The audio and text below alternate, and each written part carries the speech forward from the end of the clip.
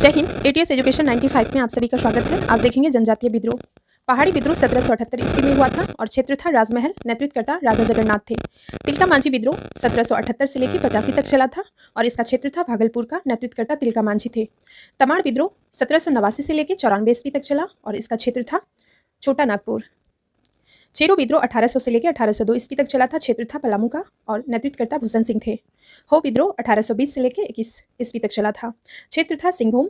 कोल विद्रोह 1831 से लेकर 32 तक चला और छोटा नागपुर क्षेत्र था। नेतृत्वकर्ता बुद्धो भगत थे। संथाल विद्रोह 1855 से लेकर 56 ईस्वी तक चला था और इसका क्षेत्र था संथाल परगाना। नेतृत्वकर्ता सिंधु, कान्हू, चांद एवं भैरव थे।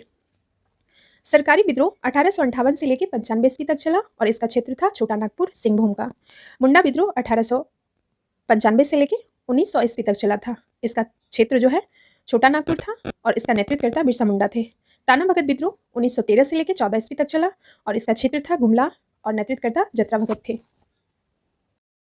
आइए इंपॉर्टेंट जनजाति विद्रोह को देखते हैं। संथाल विद्रोह 1855 से लेकर 56 ईस्वी तक चला था। 1857 ईस्वी की क्रांति से तुरंत पहले यह विद्रोह भागलपुर से राजमहल तक के क्षेत्रों में हुआ, जिसे दामन ए कोह के नाम से जाना जाता है। यह जनजातीय शोषण के विरुद्ध प्रथम सशक्त जनजाति विद्रोह था।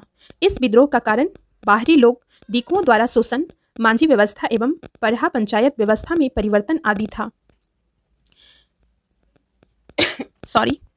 इस विद्रोह का नेतृत्व सिंधु, कान्हू, चांद एवं भैरव ने किया। विद्रोह के क्रम में 6000 संथालियों का संगठन बना। अंग्रेजों की ओर से विद्रोह को दबाने आए कमांडर मेजर वारू की हत्या संथालों ने कर दी। कैप्टन अलेक्जेंडर तथा लेफ्टिनेंट थॉमसन के नेतृत्व में आई अंग्रेजी सेना ने विद्रोह का दमन कर दिया।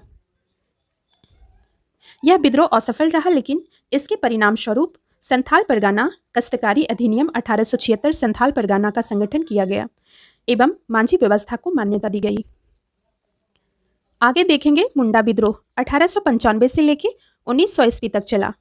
यह जनजातीय विद्रोह में सबसे सशक्त जनजातीय विद्रोह था। विद्रोहों की व्यापकता के कारण इसे उलगुलान विद्रोह के रूप में जाना जाता है। इस विद्रोह का कारण दीकुओं द्वारा शोषण, खुटकटी व्यवस्था में परिवर्तन तथा खुटकटी व्यवस्था भूमि पर सामूहिक स्वामित्व की व्यवस्था थी। अंग्रेजों द्वारा इस सामूहिक व्यवस्था को समाप्त कर जमींदारी व्यवस्था लागू कर दी गई थी। इस विद्रोह का नेतृत्व बिरसा मुंडा ने किया था। इन्होंने आनंद पांडे से वैष्णव धर्म की दीक्षा प्राप्त की। इन्होंने स्वयं को सिंह बोंगा का अवतार बताया। उन्होंने आचरण, शुद्धता, आत्म सुधार एवं अकेश्वरवाद का उपदेश दिया। आइए इस साइड देख लेते हैं वहाबी आंदोलन। और लेकिन इसके पहले हम छोटी सी रिक्वेस्ट करेंगे, आप लोग वीडियो को लाइक कर दिया कीजिए और अगर सब्सक्राइब नहीं किए हैं तो कर दिया कीजिए। वहाबी आंदोलन के प्रवर्तक अब्दुल अल वहाब थे। उन्होंने अरब क्षेत्र में इसको प्रारंभ किया था। भारत में इसको सैयद अहमद बरेलवी रायबरेली ने नेतृत्व प्रदान किया। प्रारंभ में इस विद्रोह का उद्देश्य धार्मिक सुधार था, परंतु बाद में राजनीतिक सुधार एवं आंदोलन के रूप में बदल गया। भारत में इस विद्रोह के 2 केंद्र थे। प्रथम केंद्र सितना पश्चिमोत्तर सीमा पर तथा दूसरा केंद्र पटना में था। पटना केंद्र से धन एवं स्वयंसेवकों को सितना भेजा जाता था। सैयद अहमद बरेलवी ने पटना में अपने 4 प्रतिनिधि चुने, इनायत अली, विलायत अली, फरहत अली एवं मोहम्मद हुसैन। आगे देखेंगे बंगाल का फराइजी आंदोलन वहाबी आंदोलन से ही प्रेरित था। वहाबी आंदोलन के दमन के लिए 1863 ईस्वी में अम्बाला तथा 1865 ईस्वी में पटना अभियान चलाया गया। वहाबी नेताओं को कारावास तथा मृत्युदंड की सजा दी गई। अंततः आंदोलन को दबा दिया गया। अगला है नूनिया विद्रोह 1770 से लेकर 1800 ईस्वी तक चला। बिहार के सोरा उत्पादक वर्ग नूनिया द्वारा यह विद्रोह किया गया था। सोरा का उपयोग बारूद बनाने में किया जाता था। बिहार में सोरा उत्पादन मुजफ्फरपुर, सारण, हाजीपुर, पूर्णिया आदि क्षेत्रों में होता था। बिचौलिए कच्चा सोरा ब्रिटिश कारखाने को देते थे तथा मुनाफा स्वयं रख लेते थे। परिणाम स्वरूप नूनिया समुदाय ने गुप्त रूप से सोरा बेचना शुरू कर दिया। अंग्रेजों ने इस पर रोक लगाई, जिसके विरोध में नूनिया समुदाय ने विद्रोह कर दिया। अंततः अंग्रेजों द्वारा विद्रोह को दबा दिया गया। लोटा विद्रोह 1856 ईस्वी में हुआ। यह विद्रोह मुजफ्फरपुर जेल के कैदियों द्वारा किया गया था। जेल में कैदियों को पहले पीतल का लोटा दिया जाता था, बाद में सरकार ने मिट्टी का लोटा देने का निर्णय लिया। कैदियों ने इसका कड़ा विरोध किया और 1856 ईस्वी में विद्रोह कर दिया। परिणाम स्वरूप अंग्रेजी सरकार को पुनः कैदियों को पीतल का लोटा देना पड़ा।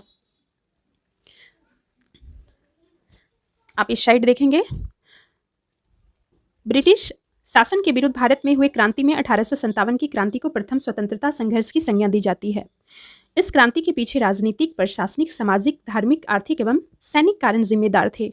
तत्कालीन कारण के रूप में चर्बीदार कारतूस के प्रयोग की घटना उत्तरदायी थी। चर्बीदार कारतूस के प्रयोग का प्रथम विरोध बैरकपुर छावनी की 34वीं नेटिव इन्फेंट्री के सिपाही मंगल पांडे ने 29 मार्च 1857 को किया। उन्होंने सार्जेंट हुरसन तथा लेफ्टिनेंट पाक को गोली तथा तलवार से गंभीर रूप से घायल कर दिया। 8 अप्रैल 1857 को मंगल पांडे को फांसी की सजा दी गई। 1857 की क्रांति का वास्तविक उद्देश्य 10 मई 1857 को मेरठ में माना जाता है, जहां मेरठ छावनी के सैनिकों ने अपने साथियों को जेल से छुड़ाते हुए दिल्ली की ओर प्रस्थान किया। दिल्ली में सैनिकों ने मुगल बादशाह बहादुर शाह द्वितीय को अपना नेता घोषित करते हुए विद्रोह की शुरुआत कर दी।